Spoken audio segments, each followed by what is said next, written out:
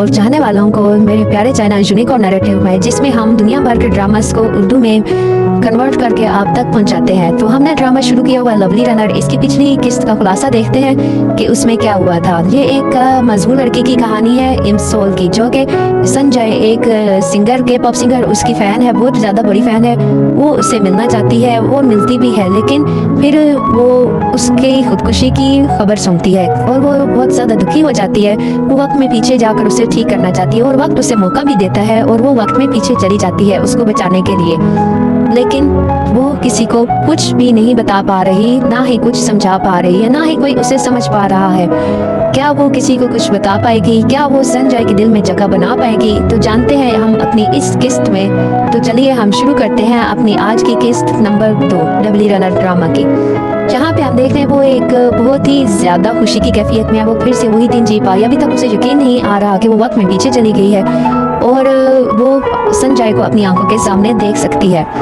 और वो बहुत ज़्यादा खुश भी है और बहुत ज़्यादा उदास भी है, क्योंकि कोई उसे समझ नहीं पा रहा। वक्त उसे मौका दे चुका है और क्या वो इस वक्त को सही इस्तेमाल करेगी या कि वो इसी तरह उलझनों में गिरफ्तार रहेगी। वो संजय की मदद करना चाहती है, उसे इम्प्रेस भी करना चाहती है, बहुत वो कोशिशें कर रही है, लेकिन हर कोशिश में वो नाकाम हो रही है और उल्टा उसके सामने शर्मिंदा हो जाती है। संजय हर बार उसे धुतकार देता है, उसे डांट देता है और उसे खुद से दूर कर देता है। वो इस वक्त बहुत दुखी हालत में है। क्या वो उसे कभी अपना राज बता पाएगी? वो इस बारे में कुछ नहीं कर पा रही, ना ही किसी को कुछ समझा पा रही है।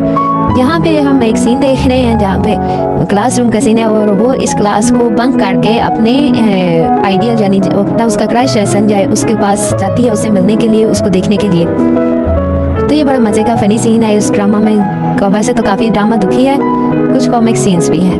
तो वो इस क्लास को बंक करके अपना जाती है संजय को मिलने के लिए, लेकिन संजय इसको मिलता नहीं है। वो इसे देखकर नफरत का इजहार करता है और इसको इग्नोर कर देता है। और जहाँ पे एक नए करैक्टर की एंट्री होती है, किम टाइसन। वो एक बहुत ही पॉपुलर फिगर है इस वक्त का और इस वक्त में वो उसकी बहुत बड़ी फ़ैन है। एक लिहाज से वो इसकी गर्लफ्रेंड भी बनती है। ये एक निहायत घमंडी और अमीर बिगड़ा हुआ लड़का है, जो कि अपनी अमीरी को और अपने जो उसकी फैंडम है इसका बहुत ही ज़्यादा गलत इस्तेमाल करता है। और इसी हालत में ये उसकी बहुत बड़ी फ़ैन होती है, क्योंकि ये एक सिंगर भी होता है, म्यूजिशियन भी होता है उस वक्त। तो इस वक्त वो में सोल जो है वो इसकी फ़ैन भी होती है, क्रश भी होती है और इसकी गर्लफ्रेंड भी होती है। और अब इस वक्त वो बहुत पछता रही है जब दोबारा वापस आती है। तो इस वक्त में वो बहुत पछता रही है कि उसने इस जैसे लड़के को क्यों चुना और संजय जैसे लड़के को कैसे नहीं देखा, कैसे नहीं उसने उस पर तवज्जो दी और उसकी बजाय उसने इस जैसे घमंडी और मगरूर। तो यहाँ पे इसको वो पहली दफ़ा देख के पहचान नहीं पा रही कि ये है कौन। वो उसे याद करने की कोशिश कर रही है और फिर अचानक उसे याद आ जाता है कि ये तो उनके हाई स्कूल का बहुत ही ज़्यादा पॉपुलर और फेमस म्यूजिशियन और सिंगर था। तो वो उसे पहचान जाती है और साथ ही उसे ये भी याद आ जाता है कि ये उसका बॉयफ्रेंड भी रह चुका है और इसने उसको पटाने के लिए बहुत ही ज़्यादा ऊट पटांग हरकतें भी की होती हैं ताकि वो इसको अपनी गर्लफ्रेंड बना ले। और यहाँ पे वो सोच रही, वही बात सोच रही है कि उसने उस वक्त इसमें आखिर क्या ऐसा देखा और इसको पटाने के लिए उसने अपनी पढ़ाई को छोड़कर और इसको पाने के लिए बहुत ही ज़्यादा ऊट पटांग हरकतें की।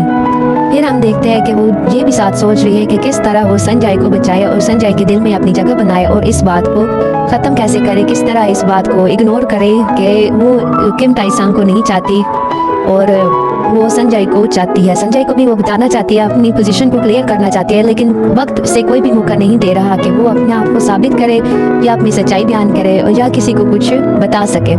फिर हम उनके स्कूल का अगला दिन देखते हैं, जहाँ पे उनकी स्विमिंग कंपटीशन की तैयारियाँ ज़ोरों शोर से शुरू हैं और वो उसको बचाना चाहती है और उसको बताना चाहती है, लेकिन कोई भी उसका जो प्लान है या जो कुछ वो सोचती है उस तरह उसके साथ हो नहीं रहा। वो हर बार वो हार जाती है, फेल हो रही है और इस बात में वो बहुत ज़्यादा दिन से उदास भी है, डिसहार्ट है। वो नाउम्मीद सी हो रही है कि जब वो कुछ कर नहीं पा रही तो वो कैसे किसी की हेल्प करेगी।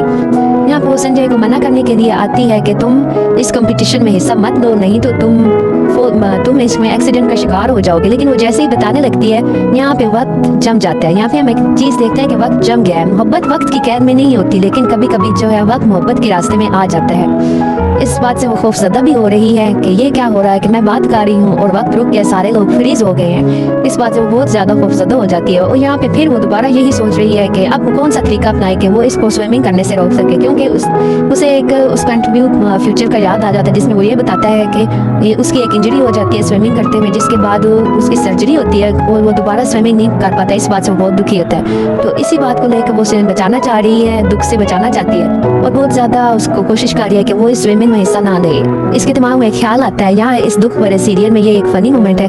वो एक बूढ़ी ओल्ड लेडी का किरदार अदा करती है, यानी मानने वाली, जैसे सोफिस्टिकेटेड वुमेन्स होती हैं फ्यूचर बताने वाली। वो इसके पास आती है, ऐसे कहती है, तुम खबरदार जो तुमने स्विमिंग कंपटीशन में हिस्सा लिया, वरना तुम बर्बाद हो जाओगे। तुम्हारे साथ एक पानी की रूह है जो अपना बदला लेना चाहती है। और somehow वो इसकी बात पे यकीन भी कर लेता है संजय और डर जाता है और थोड़ा सा रुक जाता है। लेकिन रास्ते में इसको किम टाइसम मिल जाता है, वो इससे बातें करने को बैठ जाती है और यहीं पे वो पकड़ी जाती है। संजय घर आ रहा होता है और वो इन दोनों को देख लेता है साथ में, तो उससे समझ आ जाती है कि ये इसने इसको रोकने के लिए ही ये रूप बदला है। और वो यहाँ पे इसको दोबारा डांटता है, बातें सुनाता है, डांस करता है और बहुत ज़्यादा इसका दिल दुखाता है और उसे कहता है तुम्हें ये ढोंग करने की क्या ज़रूरत है, तुम आखिर चाहती क्या हो, तुम मेरे पीछे क्यों पड़ गई हो। क्योंकि वो इसे समझ नहीं पा रहा कि इस वक्त में वो उसको किम टाइसम को चाहती है, सबको पता होता है और संजय भी यही जानता है कि वो इसके पीछे, तो वो यही कहता है कि तुम मेरे पीछे क्यों पड़ गई हो, मेरी जान छोड़ दो। यहाँ पे वो उसे फ्रेंड रिक्वेस्ट भेजती है फेसबुक पे, लेकिन वो उसे भी रिजेक्ट कर देता है। तो उसके लिए ये बात मुश्किल है यकीन करना कि वो किम टाइसम को छोड़ के, जिसे उसने प्रपोज किया, उसे पाने के लिए इतनी उसने हरकतें उठपटांग की और वो अचानक से मेरे पीछे पड़ गई है, तो ये बात उससे हजम नहीं हो रही, इसलिए वो इसे दूर भागता है और इसे रिजेक्ट करता है। जहाँ पे वो बहुत ज़्यादा दुखी हो जाती है। वो जब उसको ये पता चल जाता है संजय को कि इसने उसे स्विमिंग से दूर रखने के लिए ढोंग पड़ा था, तो वो दोबारा जो है अपना स्विमिंग पूल की तरफ प्रैक्टिस करने के लिए चले जाते हैं। जहाँ पे ये भी उसके पीछे चली जाती है, जहाँ पे हम देखते हैं उसके जो कंपटीटर हैं जो उसे जलते हैं, वो भी उसके साथ कुछ शरारत करना है ताकि वो इसमें हिस्सा ना ले सके।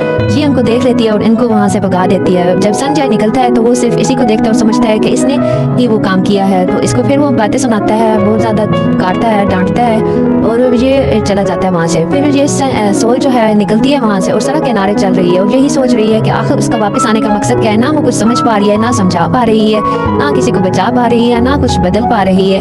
तो आखिर उसके वापस आने का मकसद क्या है, क्या किस्मत बदल सकती है और क्या जो उसकी मोहब्बत है अब वो संजय वो उसको बता सकती है कुछ या नहीं बता सकती। तो ये सब जानने के लिए जुड़े हैं और अगली किस्त का इंतजार करें। इंशाल्लाह बहुत जल्द हम अगली किस्त अपलोड कर देंगे। Love you सारंगे।